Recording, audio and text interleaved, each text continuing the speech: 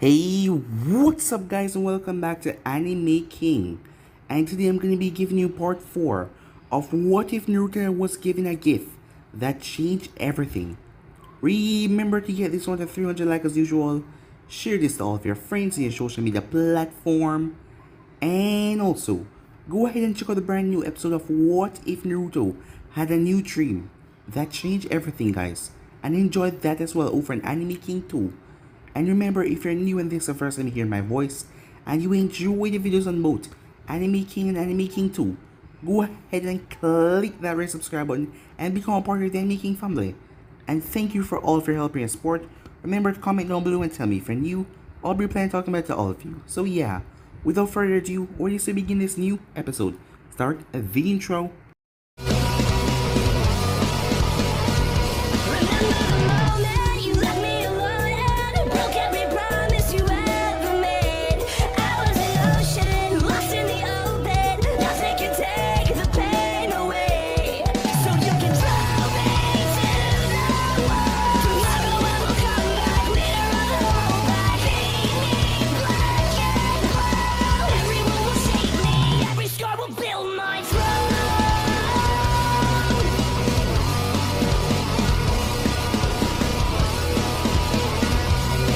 So, the last spot we left off, Naruto and the others arrive to the site of the hulking mass of chakra that was made together to resemble a bijou. The thing was powerful, as the thing sent Naruto sailing into the forest. But Naruto exploded outwards, as Saru was worried when he saw the red chakra leaking from him as Naruto crashed into the thing with a vigor. As Naruto was moving like a blur, ripping into the thing and using his chains that became default by the red chakra as they started to tear through the monster as Naruto dropped it to the ground and started to beat the thing. He tied his chains around it as the boost came as they performed the sealing, but the thing then exploded as the chakra dispersed in the air as Nazumi appeared beside Naruto and told him, "You're stronger than this." As he regained his focus, after a while and became neutral, the Hokage was given a report of what happened as it has been 5 years now as Naruto has been in the core. For someone his age and his stability, although it has calmed down some, Saruto believed that it was time for Naruto to become a regular shinobi now. As Naruto was pissed off, as the man was taking note of the core, and he couldn't promote Naruto to Jonin like that because his records in the Anvus were sealed. But Naruto was already Jonin level, and he was going to make him take the Jonin test that was coming up. As he told Naruto if he ever needed anything, he could come to him. As Naruto left the office, Naruto decimated that training ground, and he was using Kyuubi's chakra. People know not to go over there because they know that Team Saru has been training the Kyuubi Jinjulke. But Naruto was angry, as they came there as they understood, as none of them were wearing their masks. As Naruto spoke to them as they went out to a bar, as all of them got drunk that night, except for Naruto as he brought Nezumi home, as she ended up falling asleep holding on to him. The next morning, as Naruto had to go and take his test, as he got dressed in different clothing, as he just went to the clothing store and buy whatever he could because he didn't really know what to wear because he came favorable to his Envoy uniform. As he made his way there, the first test was just to find the place, as Naruto had threatened a man to find a location. All different teams were there, different shinobis from different villages, as their target was their protected fellows, a rabbit, cat, as they were supposed to protect them through the landslide.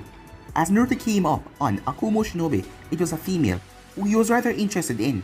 A few others tried to take advantage of him because of his size, but Naruto quickly put them in their place with his chains, as Anko was also running beside him, as she became quite familiar with him. So with that, they were told to pick a partner, as Anko and Naruto went in a team, seeing that she was the only one left. So with that, they went into the jungle. As they made their way, they were supposed to come out. 16 teams were supposed to meet after this. As they ran into a group, as they took them out rather quickly, as Naruto was about to kill them, but he then heard something behind him, as it was another team. So yeah guys, those are basically that's what I thought. If you guys can switch across to the place and check out for yourself. So, what do you say begin this new episode? It was two Konoha ninjas as they came stumbled out of the trees as they landed. Oh crap, Katetsu, it's Anko and him. The two of them quickly got to their feet as they were about to run away, but they were yanked back by chains that wrapped around their necks.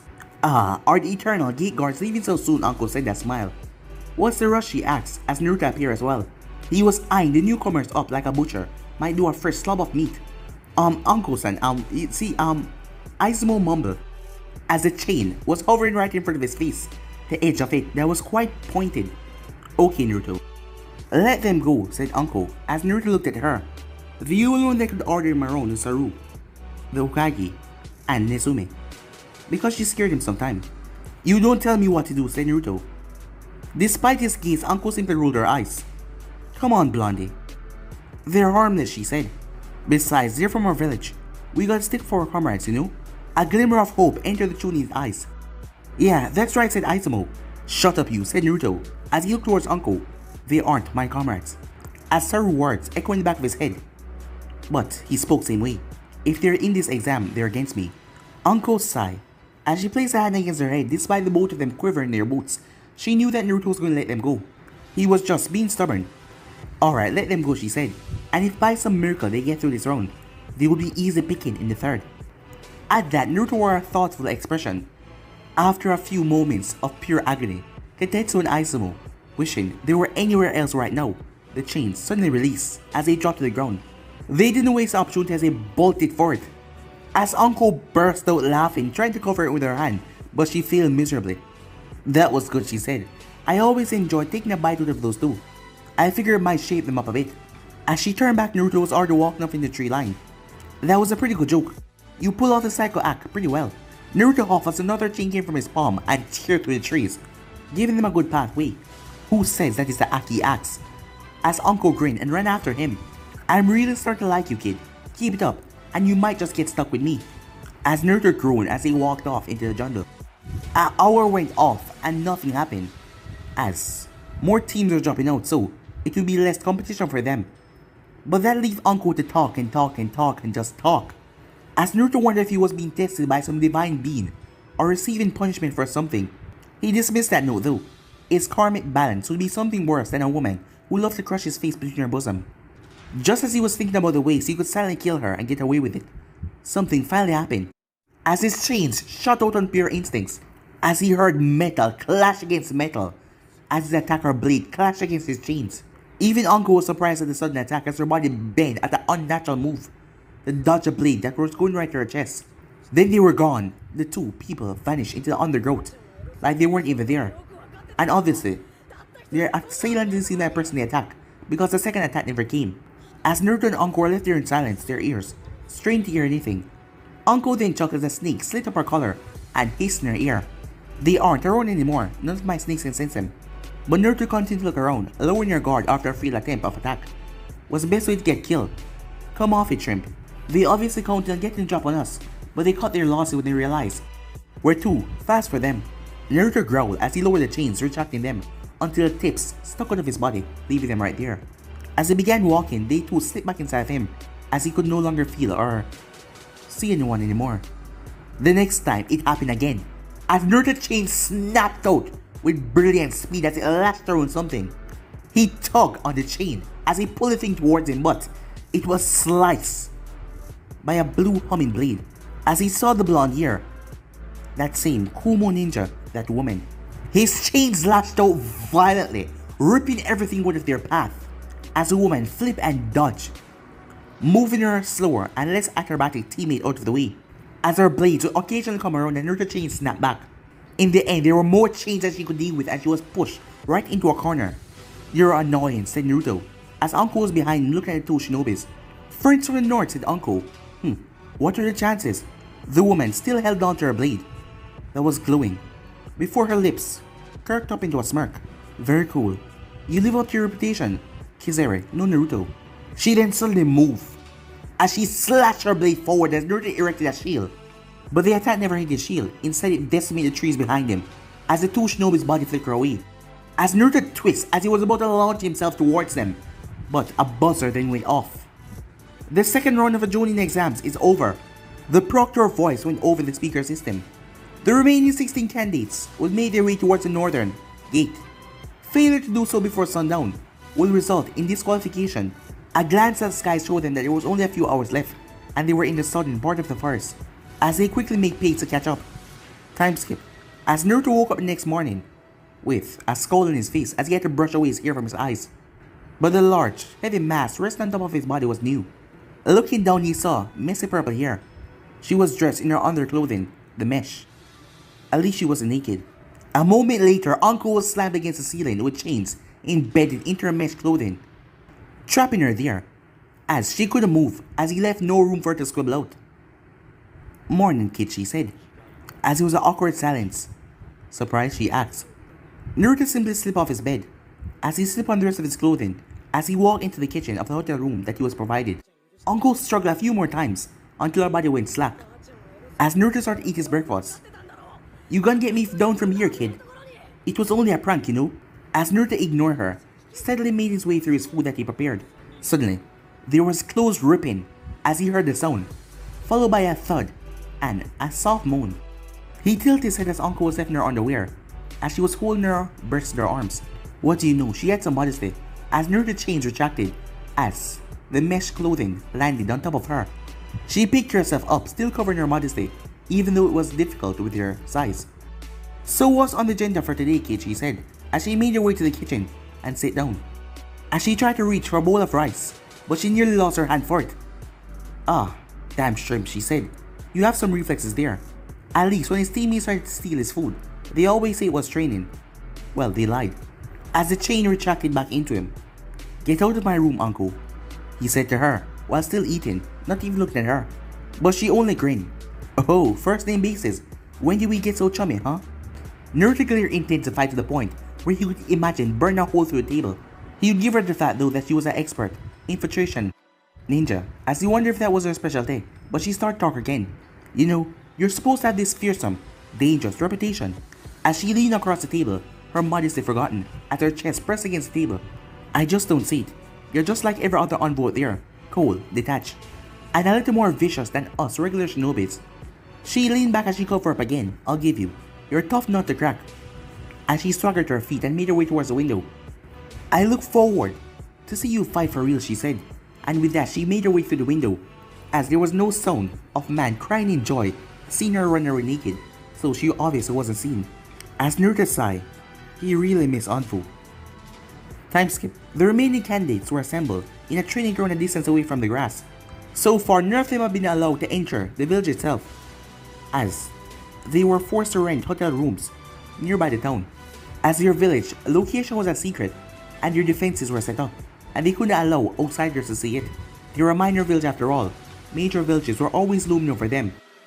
As a girl was standing there, she had dark hair that was bound in a ponytail, her green eyes sparkling. "Alright you guys," she said. "Welcome to the last test of the Jonin exams. This is a big one, candidates," she said in a rather chipper voice that was too early for the morning. "You will now be pairing off to fight one another, no holds bar, until one of you is unable to continue, okay?" She shouted brightly, as if they were going to dance and not engage in lethal battles. "The remaining 8 will be paired up again, okay? But you only get the 2 fights." As her face brightened again, as Naruto wondered, was this girl really a Jonin? Because you know, as a Jonin, if you can't display your skills in 2 fights, you don't really deserve the position. As she cocked her head, "Okay? Okay?" As Naruto's finger twitched, this girl was getting on his nerves. "Alright then, first 2 to the field," she said in a commanding tone. Well, she tried to, before she burst out giggling. As Naruto watched the fights, they were really boring. Each candidates were only showing enough skills to earn them a pass, and not really showing off their personal skills. There were the few though that were here to show off, but there really wasn't that much either. Finally, Naruto was called up, as an older stone ninja was called as well. As the proctor told him to begin. "Huh? What is this?" the boy said. "My opponent looked like he should be taking Jonin exams. Why is he even..." He was cut off as chains burst from the ground wrapped around his legs and snapped as he collapsed to the ground, crying in pain. "Come on, entertain me," said Naruto, as the Chunin was pulled from the ground and hung upside down by Naruto's chains. "Do something," Naruto said as he shook him a few times. "Something?" The boy just continued to cry, as the chains flipped and smashed him into the ground, creating a small crater with his body. As Naruto scoffed, as Kurosaki was giving Naruto a deadly look. Her fat partner from before, he was nowhere to be seen. He looked at her as he glared right back. She broke away with a flinch. A few more fights went by until Uncle's name was called. As Naruto looked up, curious about her skills, this woman who has been bugging him the entire time, but it proved to be a disappointment as her opponent, a grass ninja, keeled over as soon as the match started, as Anko had slipped a snake onto him the moment the match started, and it injected a paralytic into his system. Smart but dull. She would have made a good envoy if she was able to shut the hell up for 5 minutes. The names continued to cycle through, this time the remaining 8, and Naruto hear something that caught his interest. Alright, the next person is Naruto Uzumaki, the proctor said, as she then looked over, versus Samui of Kumo. As Naruto looked over toward the Kumo ninja that he has been eyeing the entire tournament, as a feral smile came on his face as she looked at him with those calculating eyes. Interesting. Naruto stepped out as he eyed his opponent to a way would make most women feel uncomfortable, but she just kept looking back at him with a cool, calculating gaze. She took in everything she could about him, to the way his finger twitched ever so slightly at her every movement. But she couldn't really get much from his body language alone.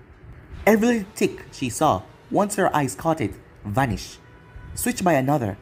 It was like watching some puzzle that was so complicated and it kept adapting to everything that you do. It refused to stay one place at one time. It was like he took the Shinobi principles and removed any tell from his body, so no one could put an exact link on him. And it was really effective because she couldn't tell heads or tail. As the proctor raised her arm and then lowered it, time seemed to slow as the both of them looked at each other. As the proctor dropped her hand, Samui dropped a smoke bomb that filled the entire place. It was the same thing she used in her last fight, swift and precise attack to whittle down her opponent. But Naruto dived into the ground as that sword came sailing through the spot that he was, as the thing was buzzing. Pulling out the big gun just for me, Naruto says he retreated back into the trees. He decided to show how safe the trees were, as chains exploded from him and rooted the trees out of the ground. As a few of them on the sideline winced when they saw him crush them and rip them apart, thinking that it would end brutally just as the last. Come on out, you little. Naruto ducked as the blade passed over him as she vanished once again. She was quick and fast, and rather silent despite that humming blades of hers. She knew how to turn it off instantly, turn off the lightning flow towards it, to make it unheard of. Naruto pulled his chains back towards him as the smoke had cleared away, as they were all around him like a spider with their legs. As Naruto's chains length started to hum, but instead of lightning, it was wind. As he then started to spin violently like a gig. Most of them had to cover their eyes as the gig ripped through and tore into everything around him. Every tree in a 50-meter radius toppled over and crashed. By the time anyone worked out what happened, Naruto was already shooting forward. Samui was shocked. As Naruto brought his 8 chains down, she brought her blade up as they smashed against it. She was immediately crashed to her knees. But to her credit, the grip on her blade did not weaken at all. But to her surprise though, her blade barely cut the chains. Her blade that was covered in lightning chakra. Not so sharp now, are they, said Naruto. As he increased the pressure, the ground around her started to crack. Win, she said. The two conflicted chakra cancelled each other out, meaning it was just her sword against Naruto's 8 chains. And the chains won, as she watches a small chip appear in her tonto, before the end of the blade snapped when Naruto applied more pressure. But she wasn't trained by the Raikage for nothing, as she moved back and kicked the steel right towards Naruto. A few chains moved to protect him and knocked the weight, as she quickly flipped back, as she threw explosive tags straight towards him, half a dozen, as the thing erupted, blowing dust and smoke everything away. But Naruto was already gone. She made a beeline towards the tree line that was over there, but the very tip of a tanto that she kicked towards him ripped through her leg and stabbed into the ground. She grunted in pain as Naruto descended behind her like a ghost. Almost got me there, he said. There was a small black mark on his shoulders where he couldn't substitute fast enough. Shame, he said. She grunted as she yanked the broken blade out of her foot as it sliced her palm in the process. As she started to go through hand signs, before she could finish them though, her footing was yanked out from underneath her, as the ground exploded in a sea of chains, as all of them wrapped her in her body tight, as Uncle whistled from the sidelines. For a moment, nothing happened, as one of the chains just hovered in front of her, like it was just looking at her curiously. Then she was dropped to the ground. The match had already been called in her favor. She blinked in surprise, wondered why he didn't become more vicious on her, like what he did to Stone Shinobi. And she also saw disappointment and irritation on his face before the match was even over, as she mulled it over, as the two last person meeting were there, Anko versus Kurosaki. Kurosaki was paranoid as she saw what Uncle did to the other, so she checked the ground many times to see if any snakes was around her. This match lasted longer than the others, as Kurosaki's main thing was overwhelming force with ninjutsu. She fired off water and earth jutsus like they were clones. But Uncle flipped and slipped around them, throwing kunais with precise measurements. That was to say that Uncle was lacking in jutsu department, but she had a more subtle approach as she got Kurosaki to a specific part by throwing her kunais, forcing them back up. The last few kunais that she threw was attached to invisible wire, nearly invisible, as Uncle pulled on them as Kurosaki was bound to a tree, as Uncle speed through hand sign. As she released a flame that rushed down the fire, the spectators was forced to close their eyes as the tree turned to a bonfire, as Naruto wondered if she had killed Tsuchikage's granddaughter. But when the fire died down, there was a strange cement wall there. It crumbled away to reveal Kurosaki on her knees, panting from exhaustion. It may also be from smoke inhalation, as Uncle swiftly knocked her out to a chop to the head. And just like that, the exams were over. As it all seemed a waste, the bubbly proctor gave them news, telling that their Kage will tell them if they're passed or not. As Naruto made his way back to his temporary room, as he grunted, "You know, you do have a room of your own." As Uncle had her feet up on his kitchen table. "Yeah, but then again, I wouldn't be able to see my favorite little kid, no would I?" she said. He simply huffed as he retrieved some juice from the fridge. As he placed it on the table, her uncle kicked it away. "Oh, no, my feet," she said, acting like it was an accident. As she placed in a bottle of steak dough in the juice's place. "I guess we'll have to drink this instead, right?" Naruto gave her a long look before he just sat down. Much to her joy, "Do you get some kick out of getting kids drunk?" he asked. He didn't want to spend much time here, he just wanted to get back to Konoha. For some reason he felt the urge to see his squad mates, but it was like he was missing them or anything. Uncle shrugged as she poured herself a saucer. "What are you talking about?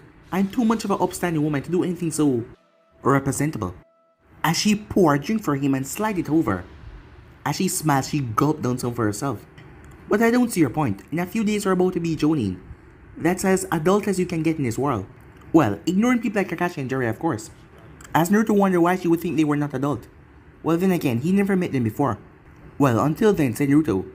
As he took a sip, it was much less fruitier than the one him and his teammates had. "I'll have to decline," he says. He got to his feet, as chains came from his body and started to pick up his gear. "Come on, kid," said Uncle. "Don't you know it's rude to leave a bottle full like this?" A chain went under the table and knocked it as the bottle fell over. "Oh no, it slipped," he said. "That's a real shame." As he hopped right on the windowsill and turned away to hide his smirk. By the time Uncle got to the window, he already jumped out, and he was halfway to the outskirts. "You owe me a drink, kid!" As she looked back to the table, well, she was getting through to him. She would continue to do so as well, because if there was one thing she was good at, it was getting reactions out of people. Time skip. "It made me proud to see you like this, Naruto," said Sarutobi, as he handed the Jonin flap jacket over to the blonde. Both of them knew that this would have happened, seeing that the exam was more for a formality. But Sarutobi was still proud. Yes, he was proud. "Thank you, Hokage-sama," said Naruto, without much inflection. Despite the promotion to Jonin, he couldn't say that he felt too strongly about it anyway. All it meant was that he was a free agent in the village now, able to take missions as he so pleased, and eventually take up a genuine squad. Naruto snorted at the thought. Why would he ever want to take up some green brats? They would only get in the way, even worse than having to babysit the new recruits in Anvo. At least, they had to learn something before entering Anvo, but these brats would be fresh out of the academy and worthless. "I know that you made the village proud," said Sarutobi, as he took a long draw from his pipe, as he blew some smoke. "I know that you understand the responsibilities of becoming a Jonin, but I think you should hear them once again. You are a leader now, Naruto, and I hope you'll act according to your rank. People are going to start to look up to you, you should know that." As Naruto looked at the man before nodded. What the hell was that supposed to mean?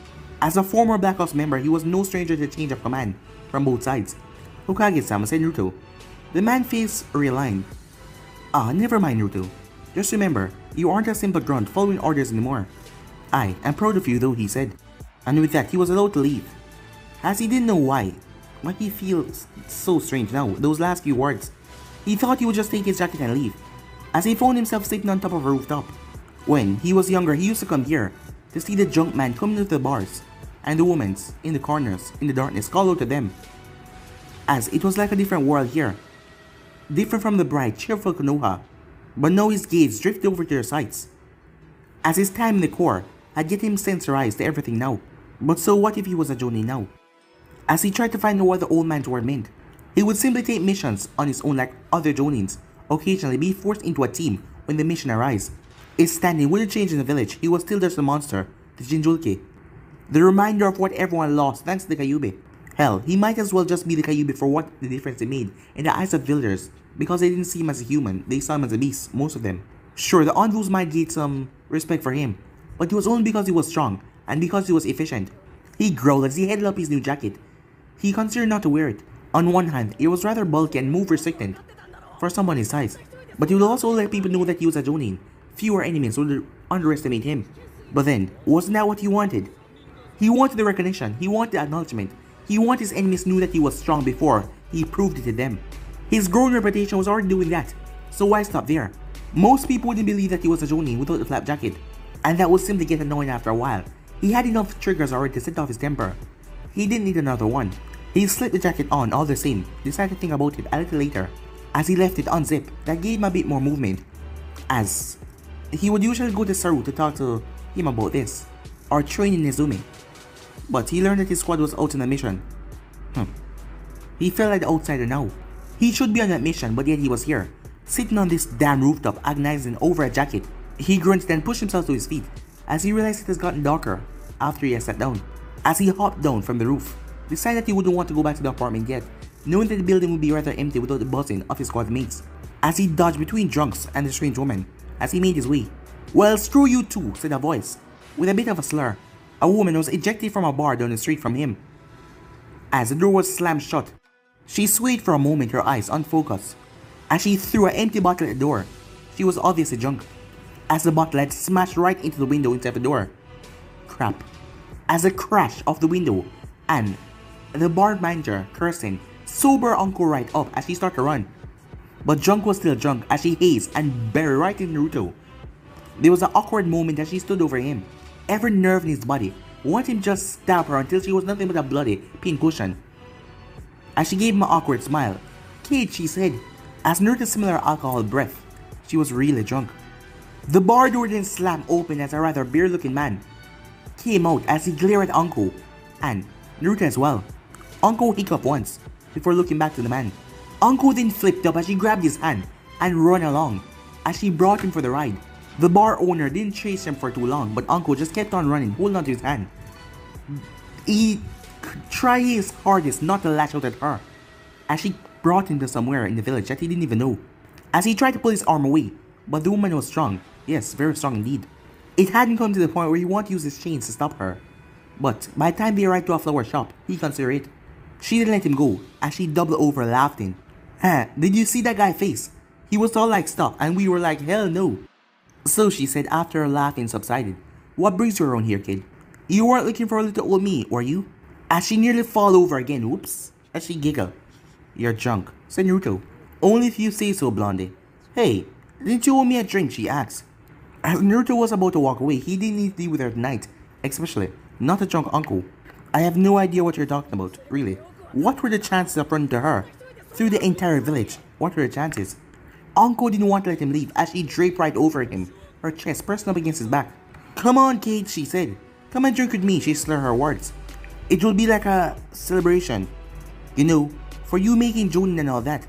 I bet you're a funny drunk, right?" she said. "I don't get drunk." "Like you obviously are. Get off me." As he started to walk again, only this time Uncle was still holding on to him, so she was being dragged along. She brought her leg around to hook around his waist, as before you know it, he was giving her a piggyback ride, as he could feel the chains inside of him ready to let loose. "I'm not drunk," she said, as she wrapped her arms around him. "Just sad, you know?" As her hair was moving against his head, making his neck itch. The Hokage words about responsibility kept on ringing in his head. What do those morons know about Jonin in a way? Nothing, that's what she said. Naruto blinked at that. Had she not been promoted, despite her attitude, he had to admit, she was a capable shinobi. "Hehe, your hair is so yellow," she said, as she patted it like a dog. "People are always calling you a demon, you know? I don't see it. You're just cranky." Maybe that was her problem, her personality, or her attitude. Then again, if that third proctor, that bubbly woman, was allowed to become a Jonin, then Uncle should have become one as well, as Uncle grabbed onto his hair like they were two horns. "Now you look like a demon," she said. Naruto nearly collapsed to the floor of his mind was assaulted by images. Minakan, a demon. Believe it, Naruto said as he was holding on to two spikes of blonde hair. That is what your enemies will call you.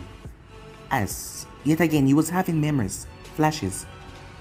As Minato simply sighed, obviously less drunk than his passenger, as his laughter caused him to let go as he was suddenly slipping back.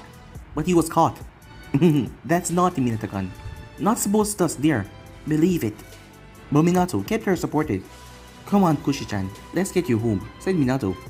Naruto snapped back up, as through all of this, he managed to keep Anko on his back. As he shook his head, he winked and held a hand to his temple. His breathing returned to normal. A scowl came on his face as he started to walk. At this point, he was tempted to dump Anko in the alley somewhere and be on his way. As he turned his head, she was asleep, her chin resting on his shoulder. He just grunted and kept on going. He hadn't had a flashback in a long time, was being out of Anvu, making them resurface again, as he really hoped not. No one would like him if he returned back to that attitude. Before his tomato therapy, he needed a mission to take his mind off things. He could do that now as a Jonin. Yes, he would go take a mission. But he then paused as he looked towards Anko. I have no idea where you live. Time skip. As Naruto's alarm started to blare, he leaned over to lock it off, but he was a bit too close to the edge as he collapsed right on the floor. As his temper started to flare once again, to burn a hole through the entire ground. But after cursing the alarm clock, the carpet and everything, he got to his feet and made his way towards the kitchen. A meal, a splash of water to the face, and a change of clothes later, he started his morning exercise. It was pull-ups, sit-ups, push-ups, and also a bit of training with his chains, a shower and a change of clothes as he was outside, hopping from rooftop to rooftops. It had become a habit of him to rise at the crack of dawn, a habit that he wouldn't be breaking. Plus, he could move to the village without dealing with people. He might have to deal with the occasional en route patrol, but they let him be. All of this has been a routine after the Jonin exams 2 months ago. Get up, work out, shower, get dressed, go to the mission office, take a mission, came back, shower, undress, go to bed, repeat. Non-stop he has been doing this, barely resting between missions. The Hokage had been pleased with his work ethic at first, taking it as time that the Anvus trained him well, which was true. But when this continued past the first month, he started to recommend that Naruto slow down. But there was nothing limiting the amount of missions Jonin could take, so there was nothing really stopping Naruto, except for him to give an order. If he was honest with himself, Naruto wasn't sure why he was pushing himself so hard. Well, it did good for his training. It certainly wasn't out of any obligation to his village. As far as he was concerned, this village could burn while he was out on a mission, and he would barely batter an eye. He had barely little functions to protect this village. Some might find this worrying, especially from the village in Julke, and they might be right, but Naruto still didn't care that much. There was also the fact that it kept him out of the village, away from the purple hair Takabisa Jonin, as Anko had made it her way, her thing to track him down and pester him. A few weeks ago, he stopped holding back. As he started to attack her, she came close, but she was flexible enough to get through his chains. Her favorite place to go was his shoulders, riding like he was some sort of horse or something. There was also the flashbacks ever since he joined the Shinobi Corps. He started to get more memories from Kushina. Nothing debilitating or painful, but it was irritating.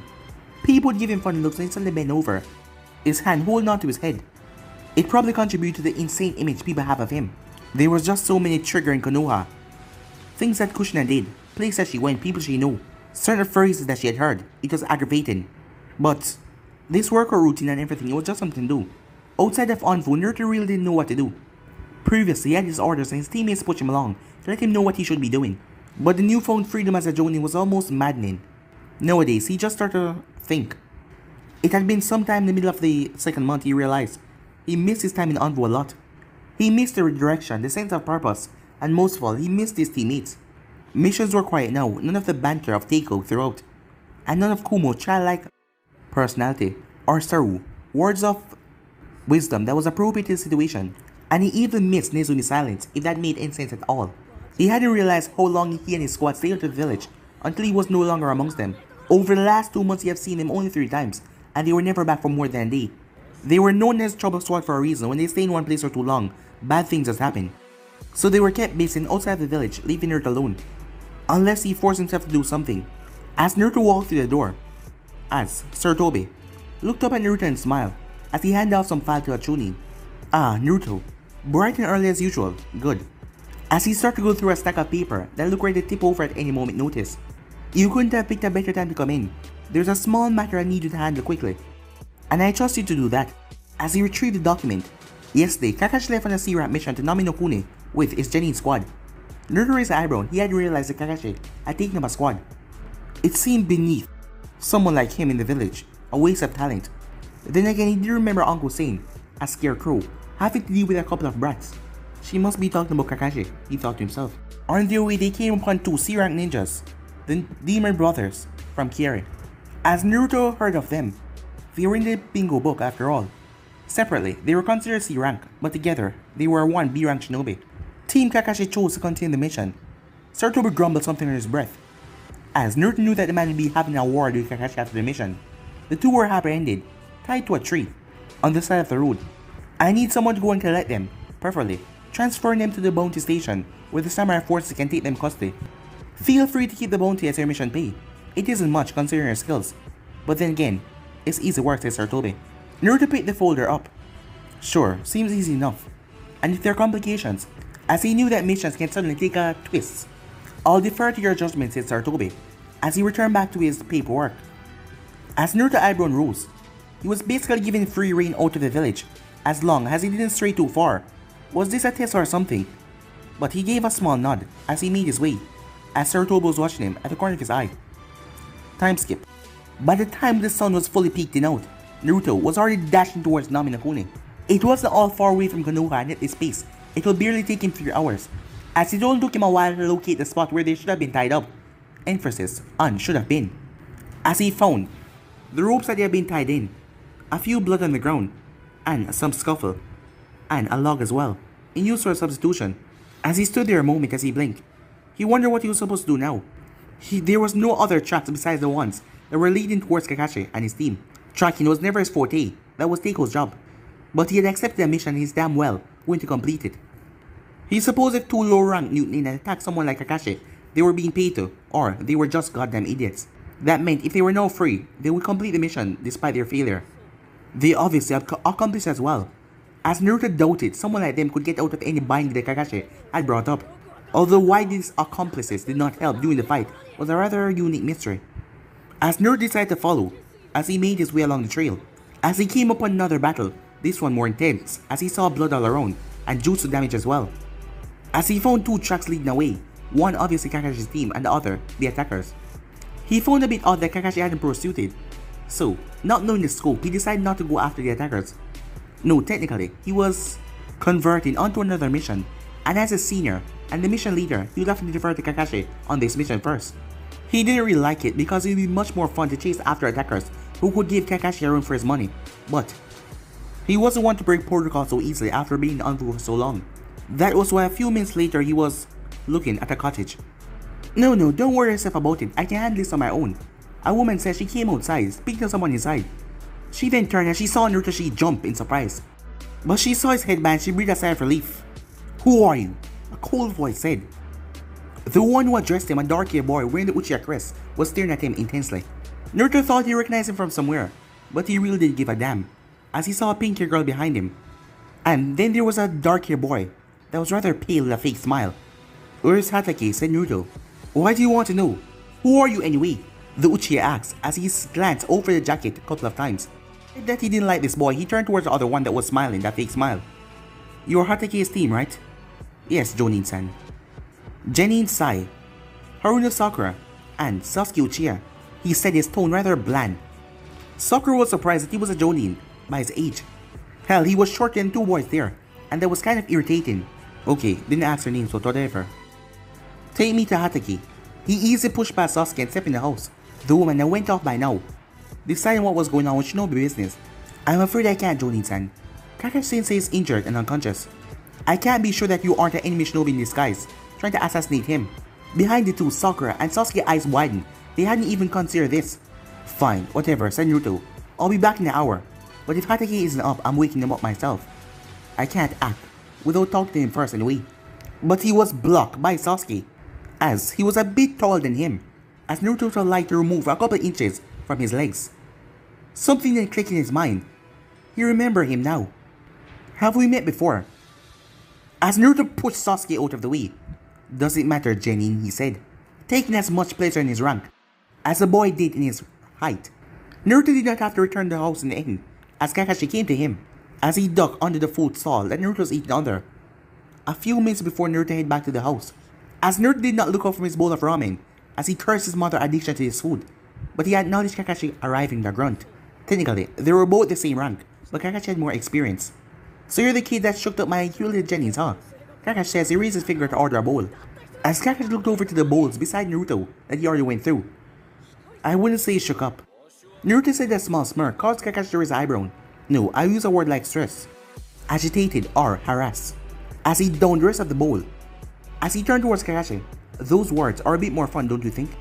Kakashi simply gave him an eye smile. Well, it seems your reputation surely fits, Kisare, no Naruto. Although people feel that mention your extended vocabulary. As Kakashi got his own bowl. Shame I can't say the same for you, Sharingan no Kakashi, said Naruto. As Naruto got the sight of the man eating ramen without ever removing the mask. It wasn't something that he was unused to, he has even been taught how to do it. Because of his breaking the mask every time. So yeah, he didn't really like that. The others talk about you. Your efficient and ruthlessness, said Naruto. Well, Anfu, make you a different person. But you already know that, right, Naruto-kun? As Kakashi saw Naruto eye twitch at the suffix. As Naruto stood from the counter and placed on the money. As the woman grabbed it so quickly. As Naruto noticed around here, people are rather slump. Yes. I don't see it, he said, taking his mind off that. You look almost as lazy as an aura. As he waited outside for Kakashi to finish and pay. They caught a hurried call to come back from the stall girl once again, before they were outside. Well, appearances are deceiving Naruto-kun, under the underneath and all that. Right, said Naruto, as he tried to get a glaze of the man, who had put fear into some of the Anvus, and the man that even Saru talked about with respect. But he didn't see it at all. Now he understands Nizumi's irritation of the man, as he read those books in public. So what brought you down this way, Naruto-kun? Kakashi said as both of them moved past the outskirts of the village. Naruto eye twitched. He would get the man to stop calling him that. Come for the beautiful aesthetic of Nami. He motioned towards the village, but a homeless man coughed in his side, breaking the picture perfect look. Well, it wasn't that perfect in a way. Clean up your mess, said Naruto. Something about these people were ignoring him. For a normal Anvu, being invisible was a thing. But for him, it was irritating. What was the point of attacking someone if you didn't even have them acknowledge you first? Was this how the ninjas were going to be as well? I was ordered to come and collect the two new names that you ran in on the way. Here, but they had accomplices. They escaped before I could reach him, Naruto says he noticed Kakashi limp. That would be Mamakai Zabuza, said Naruto. I know, said Naruto. Did my students tell you? Asked Kakashi. No, I found the site of your fight. There are very large sword slashes over the place, and the sign of hidden miss-technique. Consider Kiri, missing names, even rules, tend not to partner with anyone but their own. Mostly because more members fear to work with members of the bloody miss. Fear of being stabbed into the back. And he had to be powerful to put you in this position, even though you were protecting a pack of brats. It had to be the sword wielder or Kabutowary's wheeler. Kakashi nodded, impressive with the deduction. And you knew it was Zabuza, because I was there to watch Akabe no Genin die. So it couldn't be him, said Naruto. No, that had been an entertaining mission. The first time Naruto started to appreciate Nizumi, master of a weapon. She was sure that she still had a helmet splitter hanging up on her wall. She probably didn't even care that it was one of the legendary swordsmen, Swords of the Mist. But it didn't do its job well because, if it did, it wouldn't be on her wall and the master would still be alive. I bet there's a story behind this, said Kakashi, snapping her from his thoughts. But Naruto only grunted. Well, in any case, I'm sure that Demon Brothers, if they're still your targets. As he looked at Naruto, who nodded, or likely hide know where Zabuza and his accomplice are. At the end of our fight, while I was disoriented from my Sharingan use, a hunter nin arrived to collect Zabuza's body. At the time I missed the signs, but now I'm sure they're fake. They took the body away after all. Naruto nodded. That was far unusual for a normal hunter nin. He knew that and he had less interaction with Kiri ninjas. Well then, just give me the name of the guy who hired them, and I'll be out of here in a few hours, said Naruto. I am afraid that it won't be that easy, said Sai, as Naruto realized they already reached the bridge builder house. The man who hired these new names were Gato. As Naruto looked at him, unimpressed. The shipping magnate. As Naruto just continued to look at the boy. The current de facto owner of Nami no Kuni, said Sai. As Naruto then growled. Oh, so you see the problem then, said Kakashi. As Naruto saw the problem as the owner, therefore, Gato had a daimyo, unspoken immunity. like a diplomat would have. A man with that kind of power and sway just couldn't be targeted with no good reason. It would reflect badly on him as a Jonin, a new one at that, and it would reflect badly on Konoha, and that was unacceptable for Anzu. So what was their plan, Naruto said? Ignore the Genins as he looked back at Kakashi. Well, I figured that Zabuza will take a week to wait to encounter me, given his interest, and the way the fake hunter Nin symbolizes death. I was going to use the time to train my squad to get them up to par for the upcoming fight. Naruto simply snorted, earning mixed looks from his students. Why? I didn't realize a Hokage was giving suicide missions to those outside the Anzu these days, as he ignored all of the looks and scoffed from the teammates as he turned back towards Kakashi. Sending the three of them against Zabuza and his accomplice is like throwing them into a meat grinder, as he didn't really care about their fate. Well, that side kid wasn't completely intolerable. I think Dickless over there is correct, said Sai as he looked towards Kakashi. Everything simply went quiet as Sakura looked at Sai in horror. Sasuke slapped his forehead as Kakashi glanced between Sai and Naruto, as Naruto's eye twitched once as he slowly turned towards Sai. What did you just say? As chains started to emerge from him, the Genins froze as they felt like their bodies were being trampled by his chakra. Sakura's eyes widened as her mind was thrown back to when Zabuza and Kakashi were fighting. Sasuke seemed to be struggling, torn between running away by the terrifying presence and excited to fight it, but his body was shaking too much to try and fight it. I apologize, I said, as he seemed to not be aware of the death staring him down. But he was confused. Why was his hand shaking? And what was this feeling in his stomach, so I wondered. The books I read tell me that giving nicknames help form bonds in people. Was I wrong? Naruto took a long and deep breath as the chains retreated back into him. Don't kill your fellow leaf ninjas. Don't kill your fellow leaf ninjas. Those words ran through his head. Get better, books, said Naruto as he turned to leave. Actually, Naruto, said Kakashi, I was going to teach my students how to climb tree without using their hands. If you would mind to... A chain shot from Naruto's shoulder and rip a tree out of the ground and stomp it in the ground. As Naruto walked up the tree, there, his chain snapped back into his body with a crack that made Sakura nearly jump. No hands. And with that he flickered away in a sunshine. Kakashi-sensei, I don't think that was the correct method, said Sai, as all three of them looked at him. What? He asked. You're an idiot, Sai, said Sakura, as they made their way back into the house. Time skip. Naruto was having a rather strange week, as he clung under a tree upside down, not using chakra. It was a technique that Nensumi used to use to freak him out, but it had become greatly helpful. The week was strange for a number of reasons. His interaction with Kakashi and his team members. He just couldn't understand what people saw, as they called Kakashi this unit that was seeming to be powerful and great, but the man just seemed to be a pervert who loves to read porn in public, as he challenged him to a spar as he wanted to see for himself how strong he was. But the man refused, saying that he was still recovering. But he then saw the man use a Shin to escape from Tsunami after she caught him peeping on her changing. It had disappointed and aggravated Naruto, and Sasuke as well, as Sasuke has been asking for spars with the blonde Jonin, but Naruto would simply ignore him. In truth, Naruto just didn't want to fight the Genin, no matter how talented he was. There was no danger, no risk of losing that would make the fight interesting. He could always have that with his teammates and never held back against him, so every fight seemed like a rush of death. A Genin was just a stupid kid. That was a waste of time. But he also met someone very interesting. A flashback to the week that he was here, as Naruto was hopping from tree branch to tree branch, as he didn't know how to go about finding Goto and deal with the problem. As he was running, he felt something, as he tilted his head back as 3 needles pierced into the tree in front of him. Senbons. So, said Naruto as he turned. That would make you the fake hunter Nin, as the attacker was hiding in the trees. He didn't even feel anything until he felt the whip in the air. They were skilled at hiding. His chains erupted and swiped away more Senbons that came towards him. They lashed out towards the direction but the trees. That was all that he heard topple over. Just as he was about to chase after the person, there was no need. You are a feral animal, the imposter said. If you come after Zabuza-sama, I will put you down if I have to. From their voice and the shapeless kimono, Naruto struggled to put a gender to this person. But this person felt like they didn't need to hide, and it made him grin. Huh. As fun as it sounds, I'm not after your master, just the 2 Chunins hiding behind him. If they keep hiding behind him though, unfortunately Zabuza will be in the way. Well, these things happen, he said. The person shook and became quite tense, as Naruto only laughed. I will stop you. What's stopping you then? Go on, said Naruto, as he held out both of his arms to either side. The figure remained quiet before crouching down. More senbons coming out of their sleeve. I can only give so many warnings. Senbons were tossed towards him, but his chains knocked them away as the person dashed away in the bushes. They had clashed a few times after that.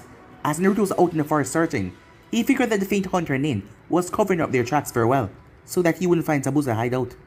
As the person was trying to ambush him and set traps, and Naruto was trying to kill the person, he had to admit the person was getting more adept at fending him off and hiding as well and setting traps. Until the day when their encounter turned a bit bloody, as Naruto was chasing his opponent through the trees, as he knew he had them cornered, as they had been launching senbons after him, so he knew that they didn't have any left on them. The battle mode was only so much spacious, and not a single barrage had been thrown for the past few minutes. But while his opponent was fast and quick, they weren't called Konoha for nothing. No one could beat a leaf ninjas in trees. His chains lashed out, this time hitting flesh instead of wood, as a fake hunter Nin cried out. As Naruto quickly joined, landed right in the stream with a small splash. At some point, the imposter mask had fallen off, landing a few feet away. They tried to go for it, but their leg was still trapped in the golden chain. As Naruto picked up the mask, as he looked over it, this is the real deal. Which scary ninja you had to kill for it? As the figure then looked up at him. Nothing. Just like their voice, the feature of the person was androgynous. It could have been a feminine boy or immature girl. They didn't seem to be that much older, maybe 15 or 14 at the most. I didn't kill anyone, she groaned out, between gritting teeth. As the person made their way on their feet, as Naruto was going to make any aggressive movement to seem, as Naruto snapped the mask in two with ease. Sure you didn't, he said as he threw the thing over his shoulder. That was a fun chase and all, but if it's alright with you, I would like to get to the real fun part. As the person scowled at him. You're a violent brute. It only made Naruto chuckle even more. And you like to repeat yourself, he says, his chains dance around him eagerly. Why do you even fight? Such strength like that is wasted on yourself. Naruto paused. I'm a shinobi. What kind of question is that? We fight because we're ordered to, and sometimes, if possible, we can enjoy a good fight. As he could feel his adrenaline certainly go away, he was getting bored. Then you will stay weak, the person said, in a rather dismissive tone, like he was being dismissed. It made Naruto pissed. It was how the villagers used to look at him before he got stronger. Before he accepted what he was, what they want him to be. We will see who's weak once it's over, said Naruto, as his body tensed. What's your name? Why, the hunter name said. Someone might as well remember it after I kill you. So full of chains. There will be more than flesh. Haku. It's Haku. As Naruto's chains shot forward, as Haku had lurched out, producing senbons that were supposed to be there. In his brief surprise, Naruto got one through the palm. Haku used the shock and jumped back into the trees. Naruto sighed as he didn't feel the adrenaline rush to chase after. As he ripped out the senbon, it was cold. As he realized it was made out of ice, as the thing melted away. Interesting, he thought to himself. In the flashback, as Haku seemed fond of using his, as Naruto decided to just think of him as a boy, his ice senbons. He would also freeze up tree branches, making Naruto slip, and freeze a large pond, only to suddenly unfreeze it to make Naruto slip under. Every encounter and every chase gave Naruto a clearer image of where Zabuza was exactly hiding, as Haku would always lead him away from a particular region. Enough clashes and Naruto figured out that he had pretty much honed in on where Zabuza was. As Naruto ducked into an entryway, as he came up in a lifeless corner, it was a bunker, a Kiri bunker, from the war a long time ago. Naruto was sure that this was the right place. There were even medicines that was used to make Zabuza recover, but no Zabuza. As he realized that hideout wasn't too far away from the bridge where Zabuza would make his attack. As Naruto sprinted off, the question is if he was too late, as Zabuza has shown that he could warn down Kakashi once, and this time he wasn't alone. But guys, if you in episode right here, if you want things part of this, you know what to do. Like, subscribe, comment down below, and turn on that bell notifications they posted. Remember, share to all of your friends in your social media platform, and also go ahead and check out the brand new episode of What If Naruto had a new dream that changed everything, guys, over on Anime King 2. And remember, if you're new and this is the first time you hear my voice, and you enjoy the videos on both Anime King and Anime King 2, go ahead and click that red subscribe button and become a part of the Anime King family. And thank you for all of your help and your support. Remember to comment down below and tell me if you're new. And also, stay in tune for the rest of the what ifs coming your way. I hope you guys enjoy each and every one of them. So yeah, without further ado, I'll see you guys soon. Peace.